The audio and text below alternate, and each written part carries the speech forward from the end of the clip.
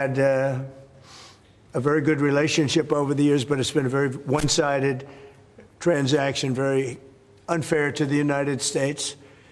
And I think both sides want to see fairness, but it's been a very, very one-sided deal, and it shouldn't be. And so we're here with her very brilliant staff, and hopefully we'll resolve a few issues. But it's a great honor. You know, we just built this ballroom, and we're building a great ballroom at the White House. The White House has wanted a ballroom for 150 years, but they never had a real estate person. You know, no president knew how to build a ballroom. But this just opened, you know, a relatively short time ago, and it's been quite the success. And I think, I was just saying, I could take this one, drop it right down there, and it would be beautiful. This is exactly what they've wanted. But it's an honor to have you at the new ballroom at Turnberry. And thank you very much. Thank you. Thank you very much, Mr. President. Thank you very much for inviting me here. Indeed, it is today about trade between the European Union and the United States. We're together the two largest economies worldwide. Right. If you look at the trade volume, it's the biggest trade volume globally, with $1.7 trillion among us. And if you look at our markets, it's a huge market, 800 million people if you take the United States and the European Union. So I'm very much looking forward to the discussions we will have now.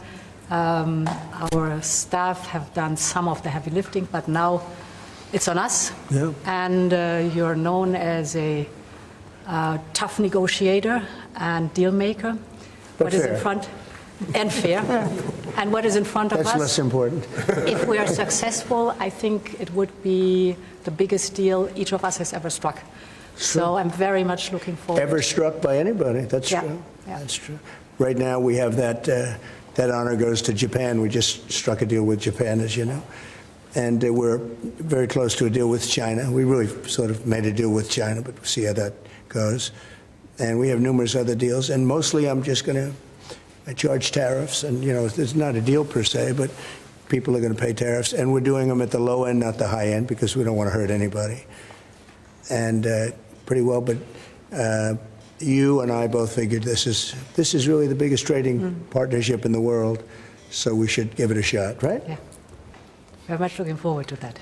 Oh, thank you very much. I do too. Any questions, please? On Friday, you put the chances of a deal at 50%, maybe less. It seems like you're in quite a good mood. How would you rate those chances now? I'm actually not in a good mood, but I will tell you, I think the chances are, yeah, I think Ursula would say, probably 50-50 of making a deal. I hope, you know, I'd like to make a deal. I think it's good for both, but yeah, I'd say 50-50. And what would you say the main sticking points are in this move? We have 3 or 4 sticking points. I'd rather not get in. We'll be discussing them, but I think the main sticking point is fairness. Okay, please. Why you're in a bad mood?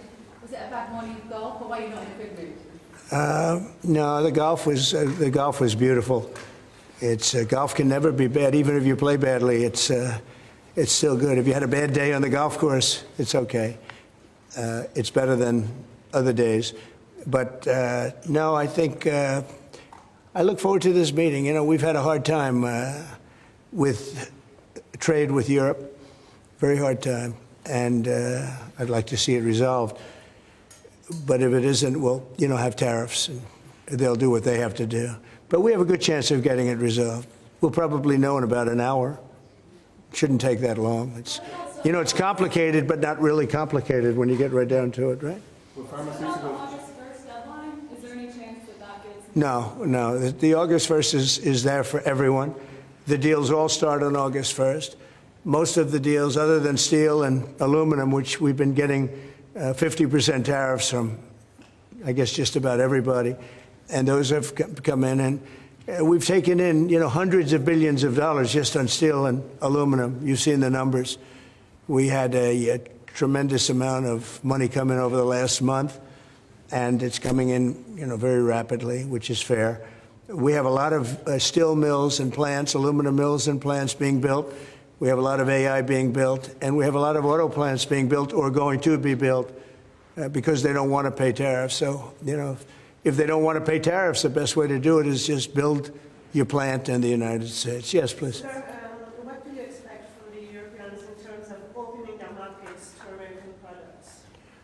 Well, they have to open up to American products. You know, we're open to European products, and we have been for forever. I don't think we have, we just about don't have any, I don't think we have any product we say you can't sell.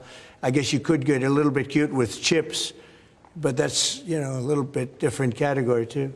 No, you know, Europe is very closed. We don't sell cars into Europe. We don't sell essentially agriculture of any great degree. They want to have their farmers do it, and they want to have their car companies do it. I'm not saying anything that nobody knows. We have a rough situation. If we want to sell cars in Europe, we're not allowed to. And as you know, they sell millions and millions of cars, Mercedes, BMW, so many different, Volkswagen, so many different cars, and so many millions of cars. I would imagine number one, I didn't look at that, but I would imagine number one by far, more so than even Japan. Japan sells a lot of cars too. But the Japan deal worked out very favorable, you know, very good. I hope for them too. And that's what we want to do, make everybody happy. Yes, please. Mr. President, should Israel be doing more to allow food into Gaza?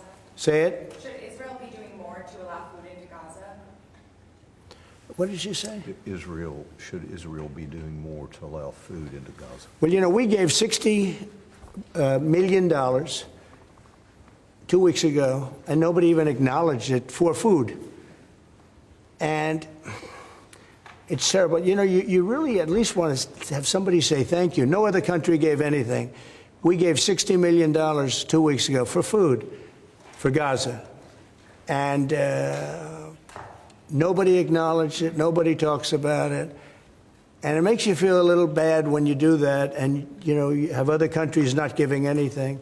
None of the European countries, by the way, gave. I mean, nobody gave but us. And nobody said, gee, thank you very much. And it would be nice to have at least a thank you. And I took a lot of heat. You know, when I do that, a lot of people aren't happy about that because they say, well, why are we doing it and nobody else? But I think we had a humanitarian reason for doing it. What's going to happen? I don't know. I can tell you that Hamas, as I said would happen, at the end, you know, we've gotten back a lot of hostages, a tremendous number of hostages, most of them. Now we have dead hostages, and the mothers want them back, and we have 20 people approximately, but that are living. But we have a lot of bodies, and the parents want those bodies as much as they would want their child if that child were alive. I met with parents that were, it was so sad. Sir, please get my son back. How is your son doing? Well, he's dead, but they have his body. And it's so important. It's more important. It's almost like more, but it's as important as if the child were living. These people were, I mean, they're devastated. And I said, when you get it down to a certain number, you're not going to be able to make a deal with Hamas. Because once they give them up, then they feel that that's going to be the end of them. And what I said is exactly true. You know, they had a routine discussion the other day, and all of a sudden they hardened up. They don't want to give them back. And so Israel's going to have to make a decision. I know what I do, but I don't think it's appropriate that I say, but Israel's going to have to make a decision. Mr. President, when you were in the Middle East, you talked about the images coming out of Gaza and starving kids. Those images are still going. Many of them are much worse. Thinner children, starving. What do you see or feel when you look at those images today? Well, it's terrible. You know, when I see the children, and when I see, especially over the last couple of weeks, and people are stealing the food, they're stealing the money, they're stealing the money for the food, they're stealing weapons, they're stealing everything. It's a mess. That whole place is a mess. The Gaza Strip, you know, was given many years ago so that they could have peace. That didn't work out too well. When Israel gave that up, whoever was the prime minister at the time, who I know who it was, but it was not exactly a very clever thing to do, because that was given so that they finally have peace, and it's actually made the situation worse. But we'll see what happens. I think Iran is acting up. I think that we have a lot of people acting. We have Venezuela acting up in a different way. They continue to send people that we rebuff to our border. They continue to send drugs into our country. Venezuela They've been very nasty, and we can't let that happen. But we have other countries too. We do have, and this is just getting a little off subject, but we have now the safest border we've ever had. And I think in many respects we probably have the most successful. And I say it all the time. Every leader, when I went to NATO the other day, every leader said, "You have the hottest country in the world." We have the hottest country in the world now. We're taking in hundreds of billions of dollars. We have the highest stock market we've ever had. We have the best numbers we've ever had. But we have hundreds of billions of dollars pouring into our country. And I think it's the hottest. And by the way, 1 year ago, our country was dead. We had a dead country because of an incompetent president and incompetent Democrats. All they know how to do is talk and think about conspiracy theories and nonsense. If they'd waste their time talking about America being great again, it would be so much nicer, so much easier, be very successful. But we were a dead country, and now we have the hottest country anywhere in the world. Yeah. Any other question? President Trump, on this particular deal, if you manage to do a deal today, will that be the end of the matter, or could there be more tariffs coming, particularly on fires? No, if we do a deal today with the European Union, that will be the end of it. Yeah, we'll go, I guess, a number of years at least before we have to even discuss it again. No, that would be the end of it. And this is the biggest deal. People don't realize this is bigger than any other deal. We have great countries. I'm familiar with many of them. So are you. And this is really the biggest deal. This is I guess we're the biggest out there, and they're the second. And when we come together, this will be the biggest deal. If that happens, and it could happen, should happen. Okay? Thank you. Will pharmaceuticals be part of today's? No, it won't. Pharmaceuticals will be, could be, we'll do something, but basically pharmaceuticals won't be part of it because we have to have them made in the United States, and we want them made in the United States. And I think it's easy to say, and I think it's important to say pharmaceuticals are very special. We can't be in a position where we're relying on other countries. Now, Europe is going to make pharmaceuticals, drugs, and everything else for us too, a lot, but we're going to have also our own. A question for President von der Leyen, please. Yes. Can you give your assessment of what you feel the chances are a deal of? The president just talked about a 50-50 chance, and the biggest obstacle being fairness. What would you say are those things for you? I think the president is right. We have a 50 to 50% chance to strike a deal. And indeed, it is about rebalancing. So you can call it fairness, You can call it rebalancing. We have a surplus, the United States has a deficit, and we have to rebalance it. You have an excellent trade relation. It's a huge volume of trade that we have together. So we will make it more sustainable. Mr. Trump, can you do better than a 15% tariff rate for the EU? Better meaning lower? Yeah. No. Mr. President, to return to Gaza, you're going to meet the British Prime Minister tomorrow. He's going to ask you to consider again peace talks between Israel and Hamas. Are you now saying there is no point in trying to resolve? Well, we're meeting about a lot of things. We have our trade deal, and it's been a great deal. It's good for them and good for us, I think. The UK is very happy. They've been trying for 12 years to get it, and they got it, and it's a great trade deal for both. It works out very well. But we'll be discussing that. I think we're going to be discussing a lot about Israel. They're very much involved in terms of wanting something to happen. He's doing a very good job, by the way. Also in Gaza, sir, did you speak with Prime Minister Netanyahu this weekend about getting more aid to Gaza? I talked to him, yeah, I did. I talked to him about a lot of things. I talked to him about Iran. I think Iran's been very nasty with their words, with their mouth. I think they've been very nasty. They got the hell knocked out of them, and I don't think they know it. I actually don't think they know it. They really do. The whole thing's a con job. We have a lot of con jobs going on. But Iran was beaten up very badly, for good reason. We cannot have them have a nuclear weapon, but they still talk about enrichment. I mean, who would do that? You just come out of something that's so bad, and they talk about, we want to continue enrichment. Who would say that? How stupid can you be to say that? So we're not going to allow that to happen. We're not allowing that to happen. Did you talk about more aid into Gaza? Will I do more aid? Yeah. The U.S. is going to do more aid for Gaza, but we'd like to have other countries participate. We're going to mention that to the European Union today. That's an international problem. It's not a U.S. problem. It's an international problem. And we're giving a lot of money and a lot of food and a lot of everything. If we weren't there, I think people would have starved, frankly. They would have starved. And it's not like they're eating well. But a lot of that food is getting stolen by Hamas. They're stealing the food. They're stealing a lot of things. You ship it in and they steal it. Then they sell it. On Friday you said that Europe is being crushed by mass migration, and I wonder whether your friends on the other side of the room agree with you on that. Well, I'd let you respond to that if you'd like. So we have been working intensively on the topic of irregular migration. And we have, from the very beginning, said that migration is a European challenge that needs a European answer. As Europeans, we will fulfill our international obligations, as we've done in the past, also in the future. But we, as Europeans, are the ones who decide who comes to the European Union and under what circumstances, and not the smugglers and traffickers. That's the principle in which we are working. Try. I will say this, they did ask me when I got off the plane, immigration, Europe has a tremendous problem, and we do too, but we've sealed our borders. We have nobody coming in, and we have hundreds of thousands of people being taken out, and the bad ones first, and I think we're doing a very good job of that. But it literally registered 0 people last month. You probably saw that, nobody.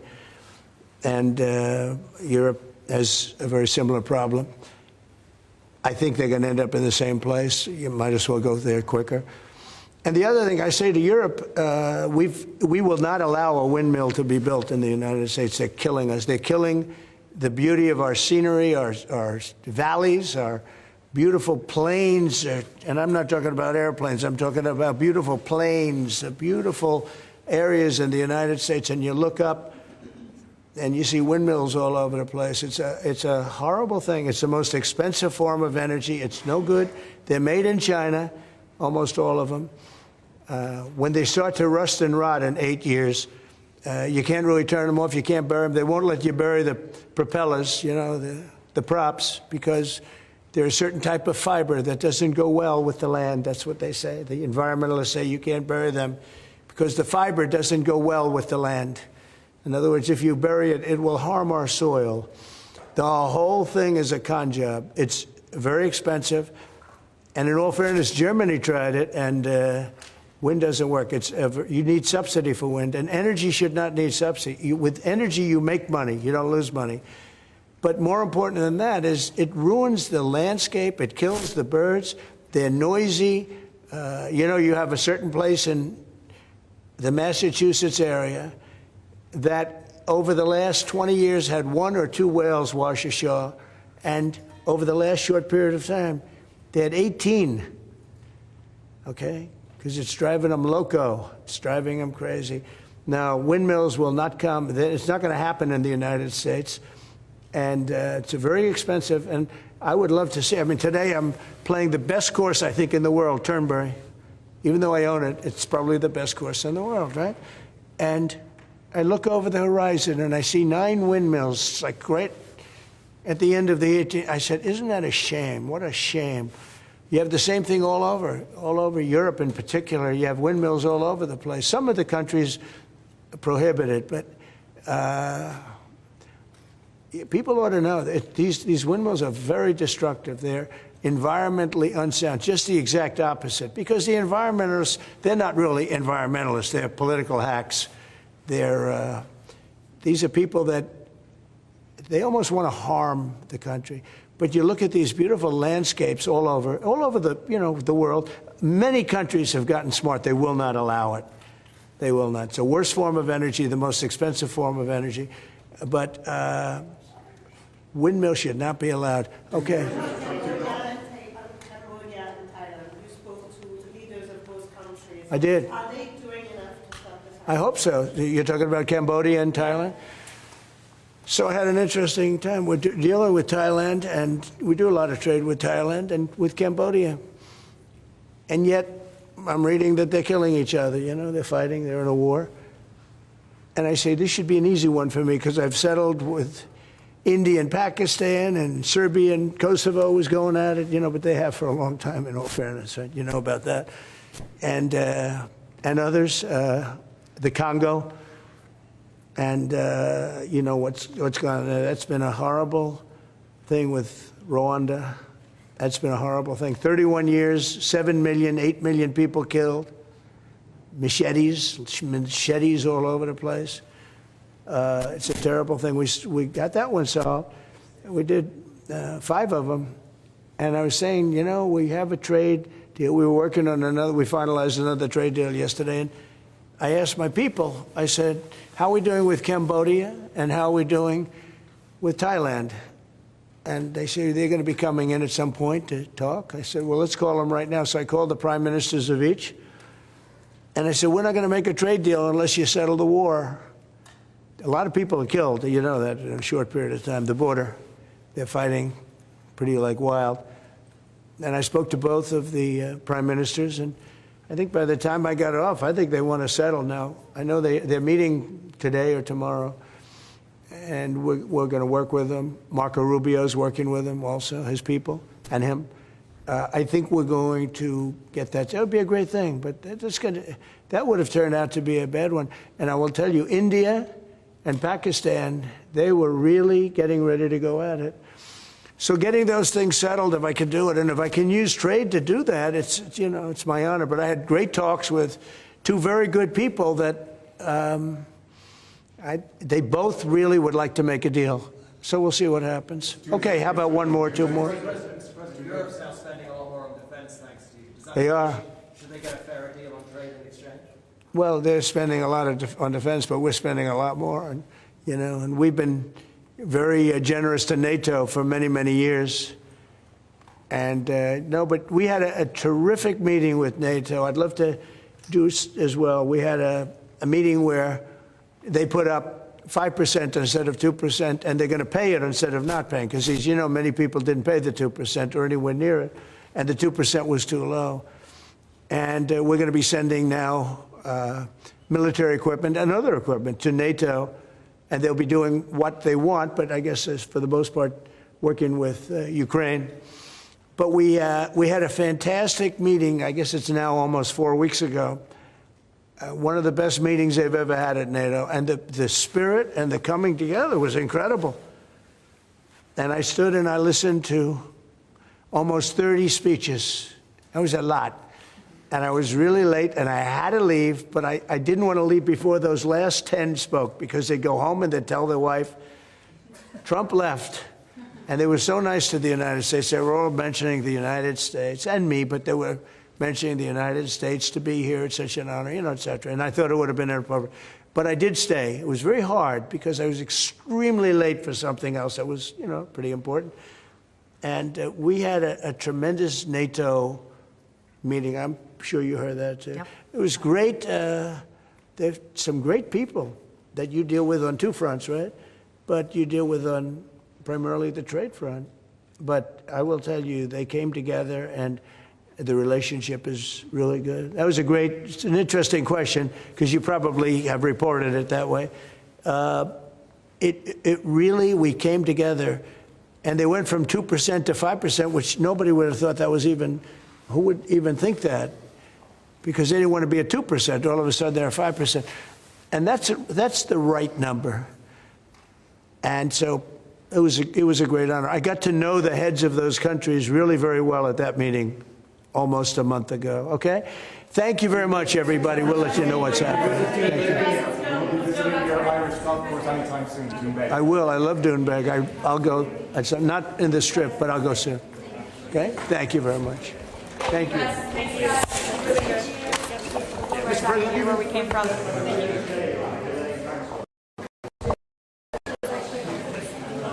Thanks, guys. Thank you. Thanks, Press. Thank you. Thanks, guys. Wait. Get the tripod and do that. Thanks, guys. Thank you. My colleague. Grab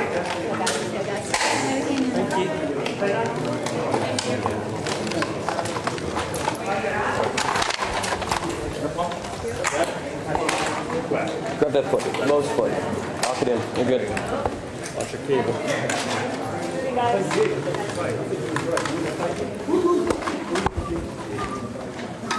Oop. Trying to go to bars.